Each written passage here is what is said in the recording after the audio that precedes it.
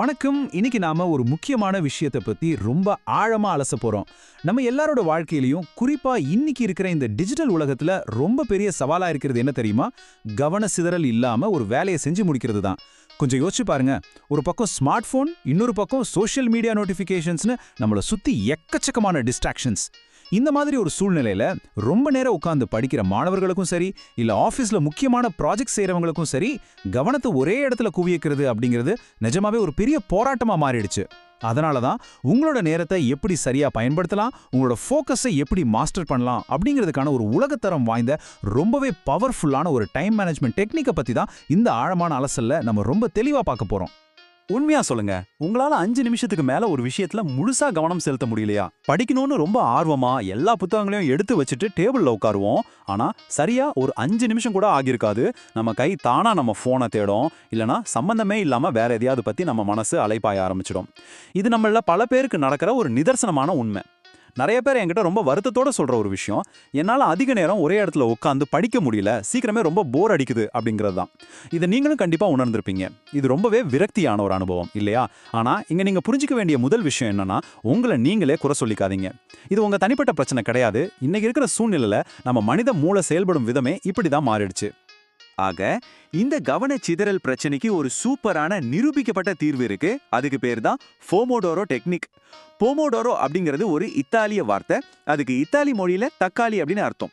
இதை கண்டுபிடிச்ச பிரான்சிஸ்கோ சிரில்லோ தக்காளி வடிவத்தில் இருந்த ஒரு சின்ன கிச்சன் டைமரை பயன்படுத்தி இந்த முறையை உருவாக்குனதால இதுக்கு இந்த பெயர் வந்துச்சு. இது ஏதோ சாதாரண முறை கிடையாதுங்க. உலக அளவில் இருக்கிற தலை சிறந்த மாணவர்கள், பெரிய பெரிய நிறுவனங்கள்ல வேலை செய்யறவங்க எல்லாரும் பயன்படுத்துற ஒரு ரகசிய ஆயுதம் அப்படின்னு இதை நம்ம சொல்லலாம். உங்களுக்கு ஏற்படுற இந்த சலிப்பை, போர் அடிக்கிற உணர்வை முற்றிலுமா ஒழிச்சு கட்டிட்டு உங்களால ஒரு லேசர் மாதிரி முழு கவனத்தோட இருக்க முடியும் அப்படிங்கிறத இந்த முறை 100% சாத்தியமாக்குது. இந்த முழு கான்செப்டுக்கும் அடிப்படையான ஒரு மேஜிக் நம்பர் இருக்கு. அதுதான் 25. முதல்ல நீங்க என்ன பாடம் படிக்கணும், இல்ல என்ன வேலை செய்யணும் அப்படிங்கறத தெளிவா முடிவு பண்ணிக்கோங்க. அப்புறம் உங்க போன்லயோ இல்ல வாட்ச்லயோ சரியா 25 நிமிஷத்துக்கு ஒரு டைமர் செட் பண்ணுங்க. உங்களுக்கு ஒரு சந்தேகம் வரலாம், ஏன் இந்த 25 நிமிஷம், அது ஏன் 10 நிமிஷம் இல்லனா 1 மணி நேரமா இருக்கக்கூடாதுன்னு.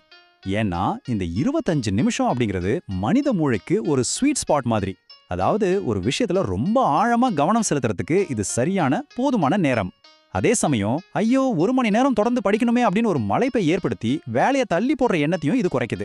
இந்த 25 நிமிஷத்துல வேற எதை பத்தியும் நீங்க யோசிக்க கூடாது, எந்த மெசேஜ் வந்தாலும் பார்க்க கூடாது, எந்த ஒரு டிஸ்ட்ராக்ஷனும் இல்லாம உங்க முழு கவனத்தையும் அந்த வேலையில மட்டும்தான் நீங்க செலுத்தணும். இந்த முறை எவ்வளவு எளிமையா ஆனா எவ்வளவு ஆழமா வடிவமைக்கப்பட்டிருக்கு அப்படிங்கறத நம்ம தெளிவா புரிஞ்சுக்கணும். முதல் படி, எந்த சப்ஜெக்ட படிக்க போறோம்னு ரொம்ப தெளிவா தேர்ந்தெடுக்கிறது. ரெண்டாவது, டைமரை 25 நிமிஷத்துக்கு செட் பண்றது. மூணாவது, அந்த 25 நிமிஷம் முழு கவனத்தோட படிக்கிறது. இந்த மூன்றாவது படியில தான் உங்களுடைய மொத்த மன உறுதியும் தேவைப்படும். அந்த 25 நிமிஷத்துக்கு இந்த உலகத்துல வேற எதுவுமே இல்ல, உங்க புத்தகமும் நீங்களும் மட்டும்தான் அப்படிங்கிற அளவுக்கு ஒரு தீவிரமான அர்ப்பணிப்பு வேணும். நாலாவது, ரொம்ப ரொம்ப முக்கியமான படி, அந்த டைமர் அடிச்ச உடனே நீங்க என்ன படிச்சுட்டு இருந்தாலும் சரி, அதை அப்படியே நிறுத்திட்டு சரியா 5 நிமிஷம் பிரேக் எடுக்கிறது. இது ஒரு அற்புதமான ரிதம். தீவிரமா வேலை செய்யறோம், அப்புறம் கட்டாயமா கொஞ்ச நேரம் ஓய்வு எடுக்கிறோம். சரி, இப்போ இந்த 5 நிமிட பிரேக்ல நீங்க என்ன செய்யணும் அப்படிங்கிறதுக்கு ஒரு முக்கியமான விதி இருக்கு. டைமர் சத்தம் கேட்டதும் உடனே அந்த இடத்துல இருந்து எழுந்துருங்க. போய் கொஞ்சம் தண்ணி குடிக்கலாம், ஏன்னா உடம்புக்கு தண்ணி ரொம்ப முக்கியம். அது மூளையை சுறுசுறுப்பா ஆக்கும் இல்லையா? சும்மா அந்த அறைக்குள்ளேயோ வெளியிலோ ஒரு சின்ன நடைப்பயிற்சி போயிட்டு வரலாம். ஏன் அந்த இடத்த விட்டு ஏறணும்னு கேட்குறீங்களா? ஏன்னா உங்க உடல் ரீதியான இடமாற்றம் உங்க மூளைக்கு ஒரு ஸ்ட்ராங்கான சிக்னல் கொடுக்கும். ஆஹா, நம்ம ஃபோக்கஸ் மோட்ல இருந்து வெளியே வந்துட்டோம், இப்போ ரிலாக்ஸ் பண்ணலாம் அப்படின்னு மூளை புரிஞ்சுக்கிறதுக்கு இந்த சின்ன நடைப்பயிற்சியும் இடத்தை விட்டு மாறதும் ரொம்ப அவசியம். இது எல்லாமே உங்களை நீங்களே அடுத்த செஷனுக்கு ரீசெட் பண்ணிக்கிறதுக்கான ஒரு அருமையான வாய்ப்பு. ஆனா இங்க தான் நீங்க ரொம்ப கவனமா இருக்கணும். 5 நிமிஷம் எழுந்து நடக்கிறதுக்கும் சோஷியல் மீடியாவில் நேரத்தை வீணாக்கிறதுக்கும் உள்ள மிகப்பெரிய வித்தியாசத்தை நீங்க புரிஞ்சுக்கணும். இந்த பிரேக் நேரத்துல கண்டிப்பா போனை எடுத்து சோஷியல் மீடியா பக்கம் போயிடாதீங்க. ஏன் தெரியுமா? இன்ஸ்டாகிராம், யூடியூப் மாதிரியான ஆப்ஸ்களை நீங்க ஓபன் பண்ண உடனே உங்க மூளைக்குள்ள டோபமைன் அப்படிங்கிற ஒரு கெமிக்கல் சுரக்கும். இது உங்களுக்கு தற்காலிகமான ஒரு சந்தோஷத்தை கொடுக்கும். சும்மா ஒரு நிமிஷம் நோட்டிபிகேஷன் பார்க்கலாம் அப்படின்னு நீங்க உள்ள போனீங்கன்னா அந்த 5 நிமிஷம் பிரேக் அப்படிங்கிறது ரொம்ப சுலபமா அரை மணி நேரமா மாறிடும். அதுக்கப்புறம் உங்க மூளை மறுபடியும் அந்த போர் அடிக்கிற புத்தகத்தை படிக்க தயாராகவே ஆகாது. உங்க மொத்த கவனமும் சிதறிடும். இது ஒரு மிகப்பெரிய வலை. இந்த டோபமைன் வலையில தயவு செஞ்சு விழுந்துடாதீங்க. இப்போ அந்த 5 நிமிஷம் பிரேக் முடிஞ்சதும் மறுபடியும் வந்து உட்கார்ந்து அடுத்த 25 நிமிஷம் படிக்க ஆரம்பிக்கணும். இதே மாதிரி 25 நிமிஷம் படிப்பு, 5 நிமிஷம் பிரேக், இதை தொடர்ந்து 4 தடவை செஞ்சு முடிக்கணும். இந்த 4 சுழற்சியை நீங்க முடிச்ச அப்புறம் உங்களுக்கு ஒரு பெரிய பரிசு காத்துக்கிட்டு இருக்கு. அதுதான் லாங் பிரேக். 4 செஷன் முடிஞ்சதும் ஒரு பெரிய பிரேக் எடுத்துக்கலாம். அது 20 நிமிஷத்துலேருந்து 30 நிமிஷம் வரைக்கும் இருக்கலாம். இந்த நீண்ட பிரேக் அப்படிங்கிறது உங்க மூளைக்கு கொடுக்குற ஒரு ரிவார்ட், அதாவது ஒரு பரிசு மாதிரி.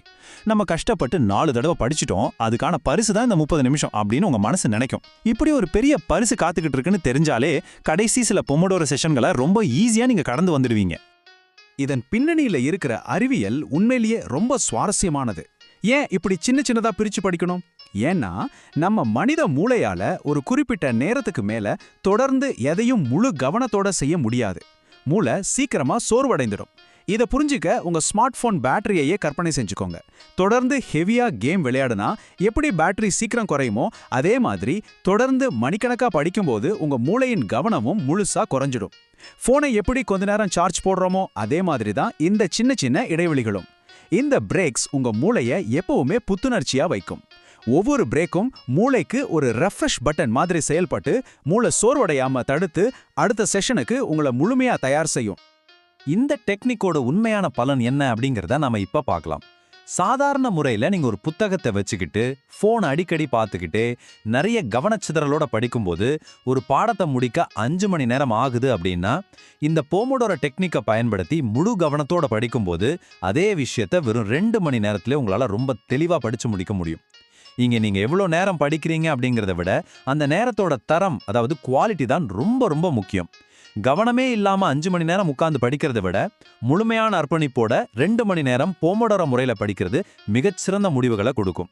உங்க ஃபோக்கஸ் பவரை பல மடங்கு அதிகரிக்க இது நிஜமாகவே ஒரு மேஜிக் மாதிரியே வேலை செய்யும். இறுதியா நான் உங்ககிட்ட கேட்க நினைக்கிற ஒரு கேள்வி இதுதான். இந்த போமோடோரோ மேஜிக்கை இன்னைக்கே நீங்க ட்ரை பண்ணி பார்க்க போறீங்களா? உங்களோட நேரத்தை உங்கள் கட்டுப்பாட்டில் கொண்டு வர போறீர்களா, அல்லது நேரம் உங்களை கட்டுப்படுத்த அனுமதிக்க போறீங்களா? முடிவு முற்றிலும் உங்கள் கையில தான் இருக்கு. தயங்காம இன்னைக்கே இதை செஞ்சு பாருங்க. உங்களோட அந்த திறன்ல நீங்களே கண்டிப்பா ஆச்சரியப்படுவீங்க. இன்னைக்கு நாம இந்த ஆழமான அலசல்ல பார்த்த விஷயங்கள் உங்களுக்கு ரொம்பவே பயனுள்ளதா இருந்துக்கணும் நம்புறேன். உங்கள மாதிரியே கவனச்சிதறலால அவதிப்படுறவங்க நண்பர்களுக்கும் இதை ஷேர் பண்ணி அவங்க படிப்புக்கும் வேலைக்கும் உதவி பண்ணுங்க. இந்த மேஜிக்கை இன்னைக்கே தொடங்குங்க. மீண்டும் இன்னொரு சிறப்பான அலசல உங்களை சந்திக்கிறேன். நன்றி.